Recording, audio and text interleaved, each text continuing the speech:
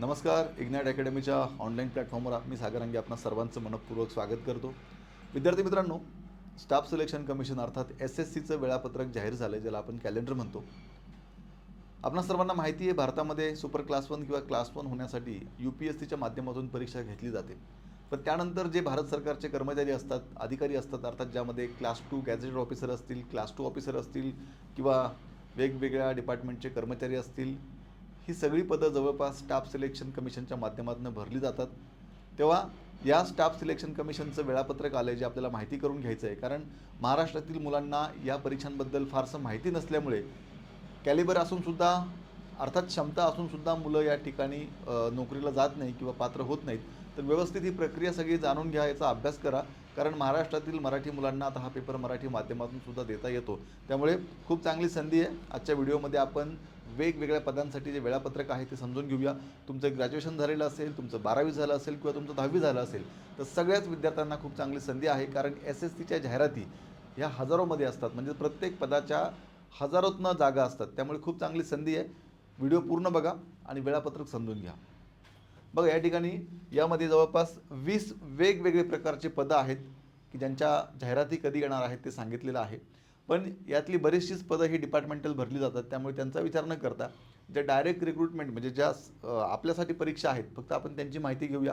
बघा, या ठिकाणी तुम्ही जर पाहिलं सिलेक्शन पोस्ट एक्झामिनेशन, तर या ठिकाणी याचे जे फॉर्म आहेत ते सुटणार आहेत 16 एप्रिल 2025ला.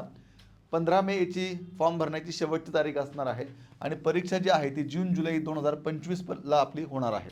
त्यानंतर बघा, कंबाईंड ग्रॅज्युएट लेवल, ज्याला आपण CGL म्हणतो, अर्थात हजारो विद्यार्थी, लाखो विद्यार्थी या परीक्षेची वाट बघतायत, या परीक्षेची वाट बघत असतात, तयारी करत असतात. कारण खूप चांगले पदं याच्या माध्यमातून भरली जातात. तर ही जी CGLची एक्झाम आहे ही 22 एप्रिल 2025ला याचे फॉर्म सुटणार आहे. 21 मे शेवटची तारीख असणार आहे फॉर्म भरण्याची आणि जून जुलै 2025ला याची परीक्षा होणार आहे, लक्षात घ्या. आता मी तुम्हाला हे जे पहिलं पद सांगितलं सिलेक्शन पोस्ट, यासाठी पण ग्रॅज्युएशन लागतं. त्यानंतर CGL जे आहे कंबाईंड ग्रॅज्युएट लेवल, यासाठी सुद्धा ग्रॅज्युएशन लागतं, लक्षात घ्या. त्यानंतर आहे sub inspector in Delhi police, यासाठी सुद्धा ग्रॅज्युएशन लागतं. आणि ही परीक्षेचे फॉर्म जे आहे ते 16 मे 2025ला सुटणार आहेत. क्लोजिंग डेट आहे 14 जून आणि विद्यार्थी मित्रांनो परीक्षा होणारी जुलै ऑगस्ट 2025मध्ये, हे लक्षात घ्या. चला पुढे. त्यानंतर बघा, combined higher secondary level examination, ज्याला आपण CHSL म्हणतो, अर्थात इयत्ता 12वी झालेला असेल तर तुम्हाला या परीक्षेचे फॉर्म भरता येतात. खूप चांगल्या जागा या माध्यमातून भरल्या जातात. 27 मेला तुमचे फॉर्म सुटणार आहेत. 25 जून फॉर्म भरण्याची शेवटची तारीख असणार आहे आणि जुलै ऑगस्टमध्ये तुमचे पेपर होणार आहेत, लक्षात घ्या. त्यानंतर मल्टीटास्किंग स्टाफ, म्हणजे ज्याला आपण MTS म्हणतो, अर्थात तुमचं इयत्ता 10वी झालेलं असेल तर तुम्ही हे फॉर्म भरू शकतात. 26 जूनला जाहिरात येईल 2025ला. 25 जुलै ही फॉर्म भरण्याची शेवटची तारीख असेल आणि सप्टेंबर-ऑक्टोबर 2025मध्ये तुमची होणार आहे परीक्षा, हे लक्षात घ्या. त्यानंतर stenographer grade C and D, अर्थात स्टेनोग्राफरचा तुमचं प्रॅक्टिस कोर्स, टायपिंग तुमचं झालेलं असलं पाहिजे. यासाठी तुम्हाला इयत्ता 12वी असेल तरी फॉर्म भरता येतो. 29 जुलै 2025ला तुमची फॉर्म सुटणार. 21 ऑगस्ट शेवटची तारीख फॉर्म भरायची आणि ऑक्टोबर-नोव्हेंबर 2025ला याची काय होणार आहे, परीक्षा होणार आहे. त्यानंतर सिव्हिल इंजिनियर, अर्थात डिप्लोमा किंवा डिग्री तुमचं झालेलं असेल तर तुम्हाला फॉर्म भरता येईल. 5 ऑगस्टला फॉर्म सुटणार 2025ला. 28 ऑगस्टला फॉर्म भरण्याची शेवटची तारीख आणि ऑक्टोबर-नोव्हेंबर 2025मध्ये याची होणार परीक्षा, हे लक्षात घ्या. आता त्यानंतर पुढच्या परीक्षा बघा काय.